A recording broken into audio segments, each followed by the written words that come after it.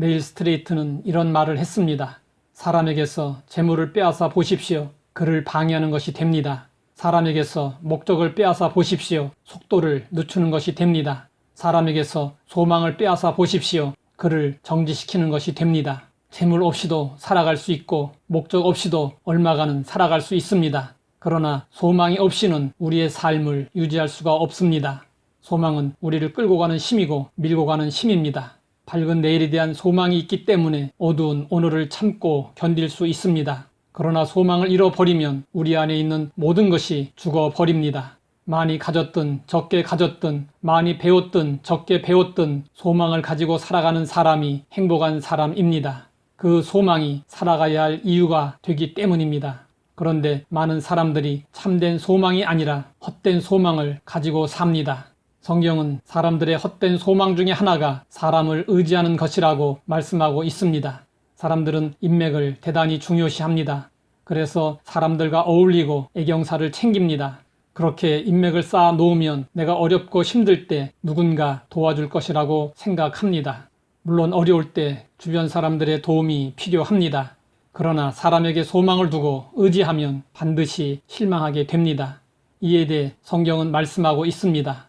귀인들을 의지하지 말며 도울 힘이 없는 인생도 의지하지 말지니 그의 호흡이 끊어지면 흙으로 돌아가서 그날에 그의 생각이 소멸하리로다.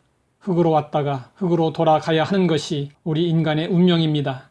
세상을 떠들썩하게 한 위대한 인물이라도 호흡이 끊어지면 땅에 묻히고 맙니다. 사람은 연약합니다.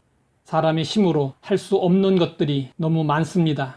마음으로는 정말 돕고 싶지만 어떻게 할 수 없는 경우도 너무 많습니다. 그리고 중요한 사실은 사람은 이기적이어서 남에게 별 관심이 없다는 것입니다. 그러므로 성경은 말씀하고 있습니다. 야곱의 하나님을 자기의 도움으로 삼으며 여호와 자기 하나님에게 소망을 두는 자는 복이 있도다. 그런데 사람들은 이 세상 것에 소망을 두고 하나님께 소망을 두려고 하지 않습니다. 고양이 한 마리가 우물에 빠졌습니다. 우물벽에 간신히 붙어서 야옹거립니다. 한 사람이 네모난 막대기를 갖다 대고 타고 올라오도록 유도했습니다. 하지만 고양이는 자기를 해치려는 줄 알고 나무 막대기를 타지 않고 야옹거리기만 했습니다. 그래서 하는 수 없이 막대기로 고양이를 쳐서 물속에 빠뜨렸습니다. 그리고 나무 막대기를 갖다 대니까 얼른 나무 위로 기어 올라와 살게 되었습니다. 이처럼 사람들도 절망의 늪에 빠지지 아니하면 하나님을 의지하려고 하지를 않습니다. 그렇기 때문에 하나님은 우리의 절망을 기다리고 계십니다.